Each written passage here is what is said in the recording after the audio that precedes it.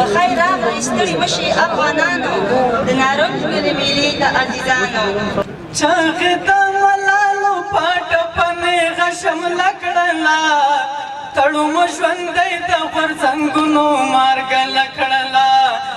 د ننګرهار په مرکز جلال آباد ښار شیرزوی ابغالي کې د نارنج ګل تاریخي او دودیزه مشاعره او میله د اوري په 9 مازدیګر شاوخوا 4:30 بجې په شاندارو مراسمو سره پیل شوه چې د شپې تر ناوخته یې دوام وکړ. د نارنج ګل په دودیزه مشاعره او میله کې د ننګرهار او لغمان والیانو، د اطلاعات او فرهنګ سرپرست وزیر، ملکی او نظامی چارواکو، د ملي او ولایتي شورا غړو، د ولسمشر سلاکارانو، د کوزي پښتونخوا او د بیلابیلو ولایتونو فرهنګي شخصیتونو، قومي مخورو او ګڼ شمېر د شعر او ادب مینوالو ګډون کړی و. د نارنج ګل دودیزې مشاعرې او میلې ته د ولسمشر محمد اشرف غني له لوري رالیږل شوی پیغام په علمي او ټولنیزو چارو کې د ولسمشر سلاکار پوهندوی ډاکټر لال پاچا ازمون ولوست چې پکې له شاعرانو غوښتل شوي وو چې په خپلو شعرونو کې سولې ته ځای ورکړي او هم ولسونه د شعر په ژبه یووالي ته راوبولي. نارنج ګل دودیزې میلې او مشاعرې په ویاړ د افغانستان جمهور رئیس پیغام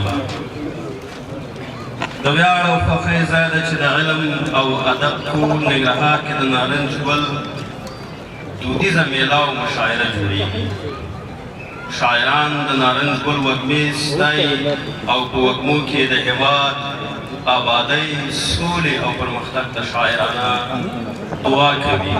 دغه راز په پیغام پاڼه کې دغه ډول مشاعرې او فرهنګي غونډې د ملي او فرهنګي ارزښتونو د ساتنې او پالنې په برخه کې مهم او پرځای ګام یاد شوی و.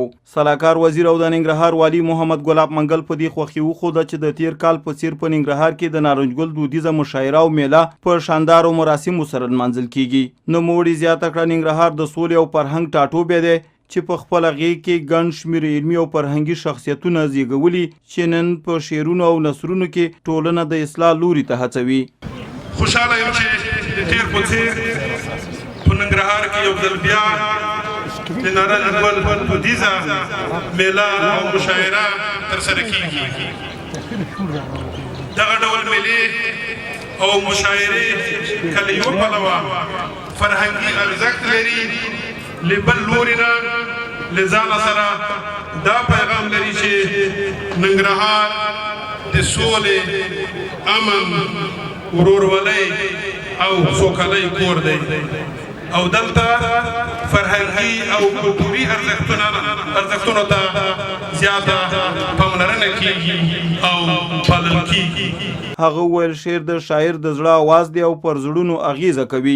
نو په همدې اساس په شاعرانو غږ وکړ چې په خپلو شعرونو کې مینې ته ځای ورکړي څو د ټولنې د یووالي سبب وګرځي. ننګرهار والي همداراز زیاته کړه په دې ولایت کې وسلوالو ځواکونو مخالفینو ته ماتې ورکړي، نو شاعرانو ته پکار ده چې د خپلو امنیتي ځواکونو ستاینه د شعر په ژبه وکړي.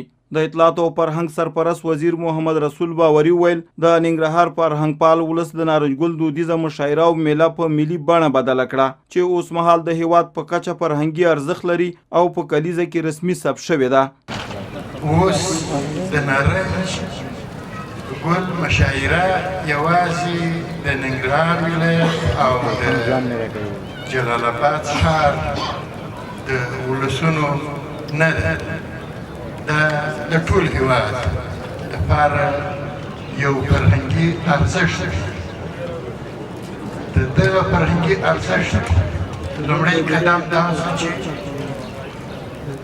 د هېواد په فرهنګي تقویم او جنتري کې دا ورځ په رسمي توګه یاده شوه او ثبت ده.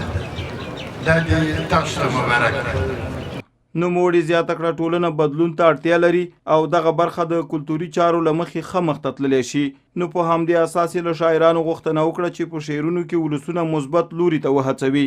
د ننګرهار اطلاعات او کلتور رئیس اورنګ صمیم وویل شاعران دې په ولسونو کې د احساس جذبه را ژوندۍ کړي او په خپلو شعرونو کې د ملي ارزښتونه وپالي. نوموړي په تیر کال کې د اطلاعات او فرهنګ ریاست له لوري د خپلو لاسته راوړنو لنډ ریپورټ د وړاندې کولو ترڅنګ له شاعرانو غوښتنه وکړه چې په شعرونو کې د توهینامیز الفاظو له کارونې څخه ډډه وکړي. د ولایتي شورا غړي سرار الله مراد هم له شاعرانو وغوښتل چې ولسونه د شعر په ژبه یووالي ته راوبولي. یو موټی شو د ملک د آبادۍ په خاطر، د ولسونو د هوسا ژوند په خاطر دغه ډلې ډلې تقسیمېدل په مختلفو لارو تګ دا سره یو موټی کړو د وخت مرکزي حکومت او ولایتي حکومت حقایقو ته نظر وکړو د دوی ملا وتړو. ویناو وروسته ګڼ شمېر شاعرانو خپل چمتو کړي شعرونه وویل چې د ګډونوالو له لوري په خوښۍ او چکچکو بدرګه شول. توره خوږ را باندې لګي د افغان نوم لکه څوک چې چاته واخلي د جانان نوم. ته د هر سړي دوست چې غلامي کړي زه جهان ته انتقام یم بیا به ګورو او توره ګوره امانت غواړم خړه څوکه د شمشاد یم بیا به ګورو. زما د قام ملا زما د خاورې شهید ښیي زما د قام ملا زما د خاورې شهید ښیي د ده جنازه نه کیږي عسکر دی دا سړی. د بهار په دې رنګینو ورځو شپو کې د نارنج ګل په تازه خپرو وږمو کې